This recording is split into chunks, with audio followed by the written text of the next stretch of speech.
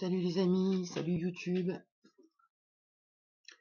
Faire un petit état des lieux aujourd'hui parce que je vois que ces derniers jours le sujet de la dépendance affective et de l'attachement a pas mal été soulevé, vu, décortiqué et je peux même me rendre compte, alors je sais pas encore quelle personnalité est très détachée et quelle personnalité est hyper attachée, mais par contre je peux voir au niveau des schémas. Au niveau des schémas de mon père et au niveau des schémas de ma mère. Ma mère, c'était quelqu'un qui était très dans le rejet, alors que mon père, c'était quelqu'un qui semblait très bienveillant, qui donnait sa place à l'autre, mais par contre qui manipule à ses intérêts et qui fait battre des montagnes dans le dos, quoi. Enfin, je sais pas comment dire, mais voilà.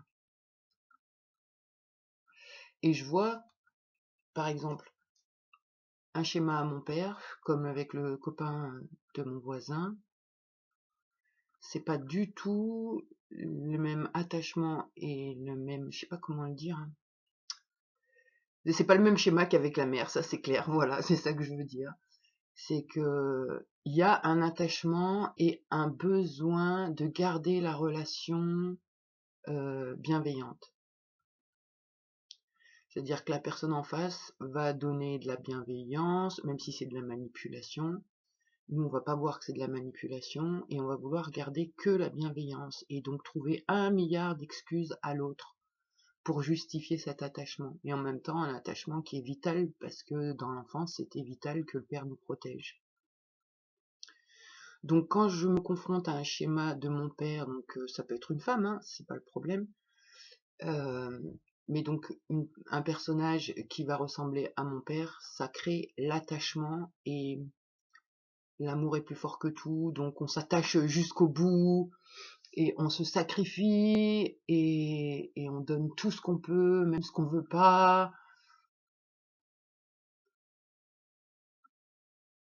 pour garder la relation, pour être sûr de rester en vie.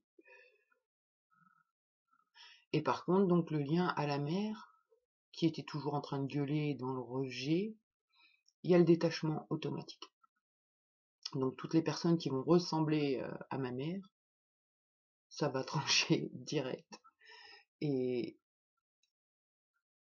et donc ça va être détaché. Ça va être là quand même. Il y a toujours ce fond qui est le même, c'est-à-dire l'attachement à l'autre. Si c'est notre bourreau, essayer d'arranger les choses d'une manière ou d'une autre.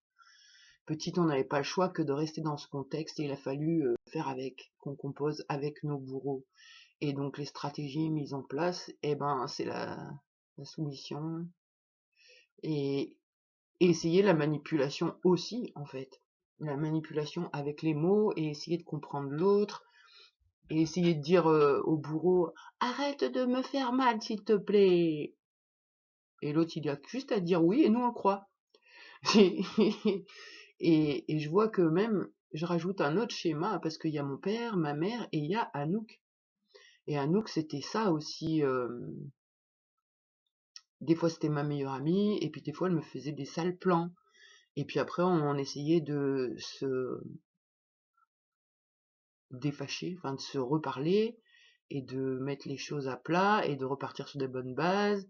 Et à chaque fois, je me faisais avoir. En fait, voilà, moi, j'ai eu que des fous dans mon enfance, et du coup, ça a vraiment structuré un attachement très fort et un détachement très fort, deux opposés en interne, que c'est pas facile de cohabiter. Je vois bien dès qu'il y a trop d'attachement pour quelqu'un ou quelque chose, il y a la part qui arrive et qui tranche, qui dit non, non là t'es trop attaché, là ça suffit, là la dépendance on va avoir mal après, alors prends du recul, prends de la hauteur. Et en même temps, il y a aussi l'autre part qui dit ouais non mais il est gentil, l'erreur est humaine, on peut se tromper, donc qui donne des excuses à l'autre et qui fait qu'on reste attaché plutôt que ok une fois trahison, 2 fois stop Et ben non, il y a toujours on laisse la chance, on laisse la chance, on laisse la chance. Mais petite, on se faisait croire. Merde. Petite, on se faisait croire qu'on se laissait la chance. Mais en vrai, on n'avait pas le choix.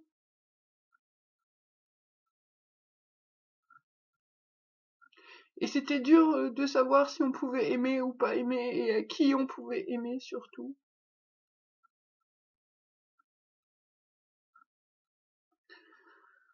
Mais je vois bien ce schéma de détachement et d'attachement, c'est infernal. Les deux, c'est infernal.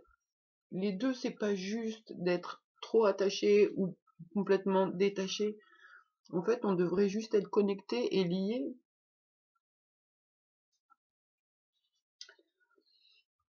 Donc, je vois en ce moment, c'est plutôt les parts qui sont dans le détachement qui priment.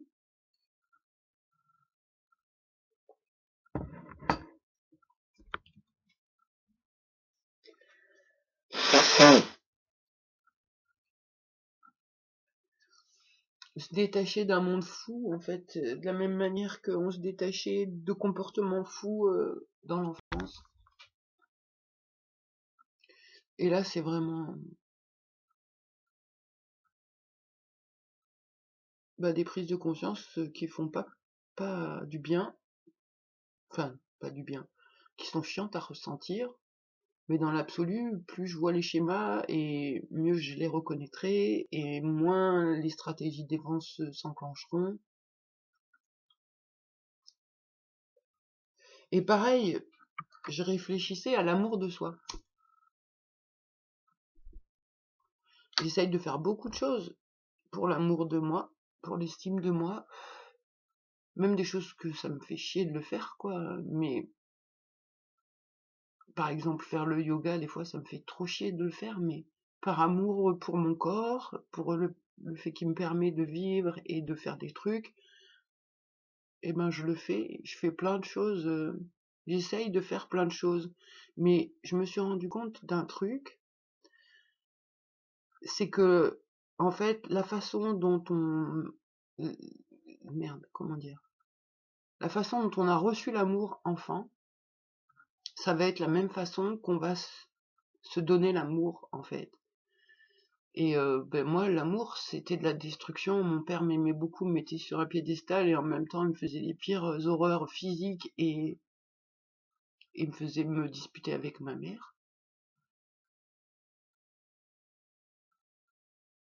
Et là, je suis en train de m'égarer. Et donc, avec ma mère, par contre, il y avait pas vraiment d'amour. Limite, un câlin, ça se transformait vite en je t'arrache un bout de peau, ou je te gratte un bouton, ou je te gratte une croûte de bobo, ou je te tire les cheveux, sans faire exprès, mais un peu quand même. Enfin voilà quoi. Il n'y avait pas de douceur, il y avait beaucoup de violence, beaucoup de manipulation. Et du coup, je me suis rendu compte que ma façon de m'aimer, ça pouvait ressembler.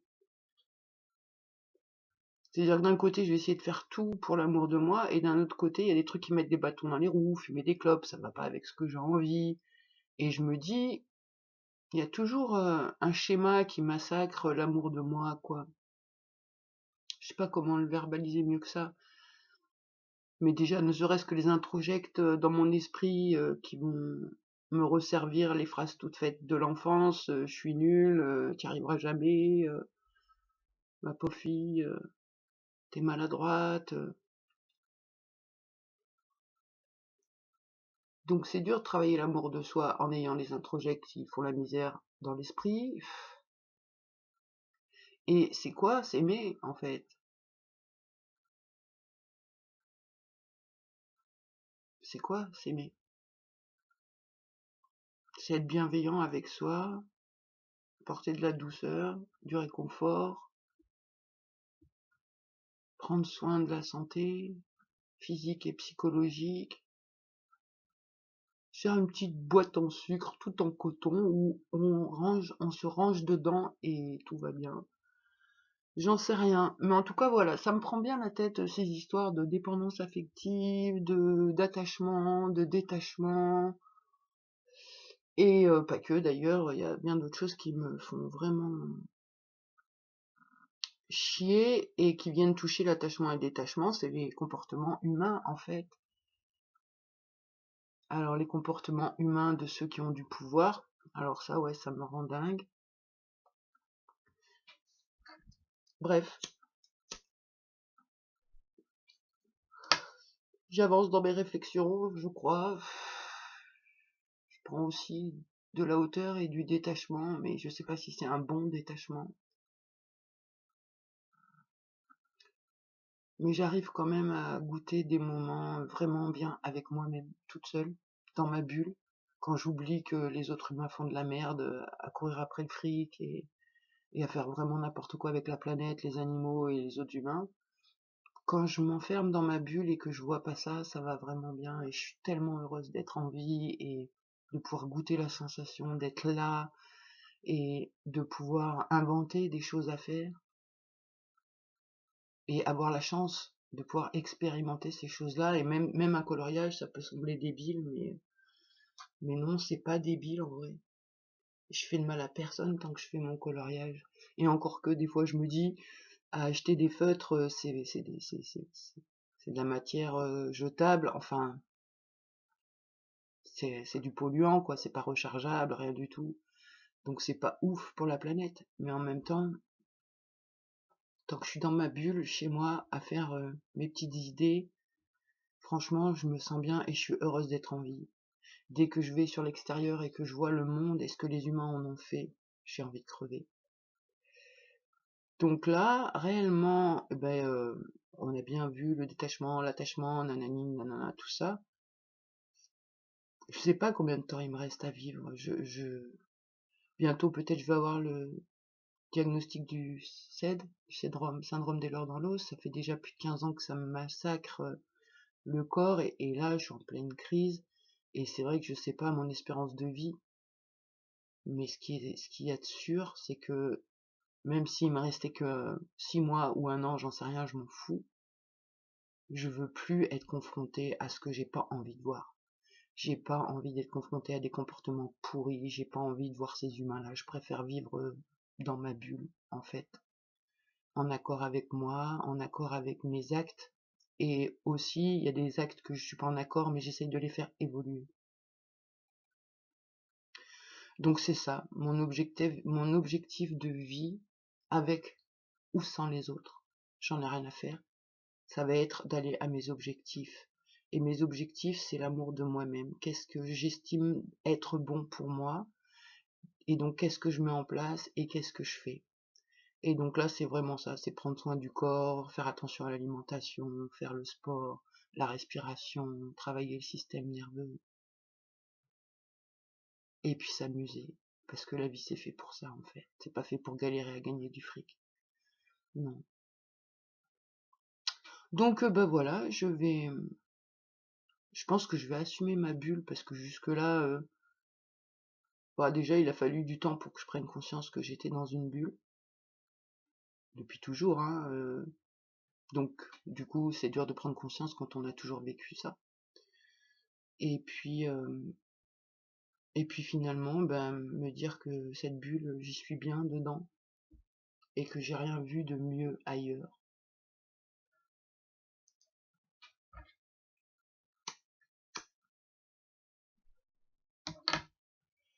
Donc voilà, le sens de ma vie, c'est prendre soin de moi et célébrer chaque minute, chaque heure où, où je me sens bien, où je suis pas contrainte de voir des horreurs ou des trucs stupides. Et donc, jusque-là, c'est vrai que j'essayais de sortir de cette bulle, de me sociabiliser, etc. Mais il y avait toujours ce problème avec l'attachement, le détachement. Mais je crois que là, en fait, on peut sociabiliser, j'allais dire en étant détaché et en même temps respectueux. Et se concentrer sur notre objectif de vie, qui est la joie, l'amour, ici et maintenant, et la création, les idées.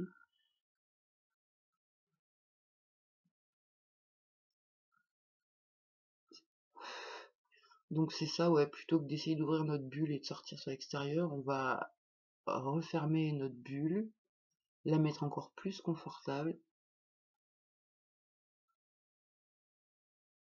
peut-être créer un attachement en interne plutôt que de créer un attachement en externe sur quelque chose ou sur quelqu'un,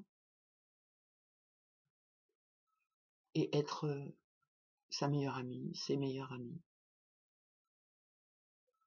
Ouais, ça peut être les objectifs de cette nouvelle année, on va dire. Elle va être bizarre cette vidéo, je crois. J'ai l'impression qu'il y a plusieurs parts qui parlent là.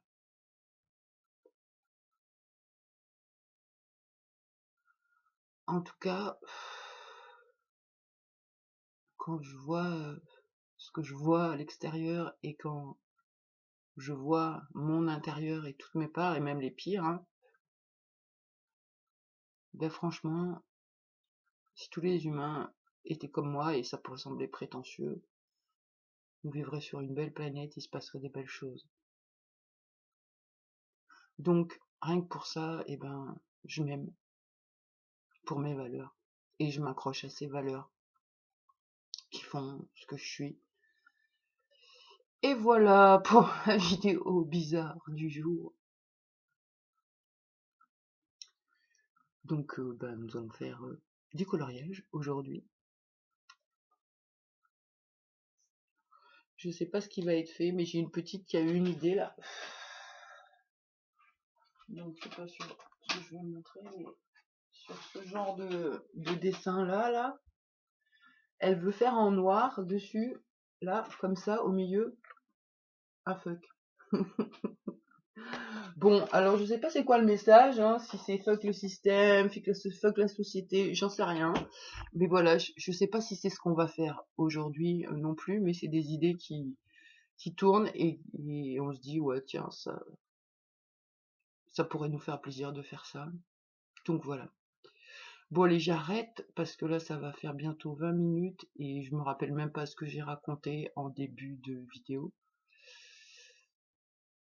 Donc voilà, bon sinon pour donner des nouvelles, j'ai réussi à trouver encore un meilleur calage en re-augmentant ici, ça devient un peu mieux, j'ai un petit peu moins mal. Mais du coup, quand c'est pas un truc, c'est un autre truc, hein, donc là, je sais pas ce qui se passe, je sais pas si c'est l'or dans l'os, mais alors, le moindre geste, je tremble, je vais me déboîter de partout, c'est ouf, c'est ouf. Et j'ai vraiment la sensation que ça m'aide beaucoup le yoga, même si c'est très dur de le faire dans cette période. Comme si mon corps il se cristallise et il se raccourcit, et du coup les étirements ça aide à le remettre comme il était, j'en sais rien, enfin c'est des idées, c'est des sensations surtout. Donc voilà, bon allez j'arrête de bavarder, je vous souhaite à tous une belle journée.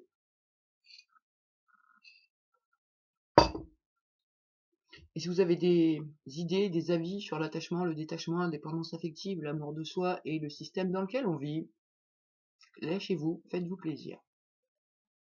À plus.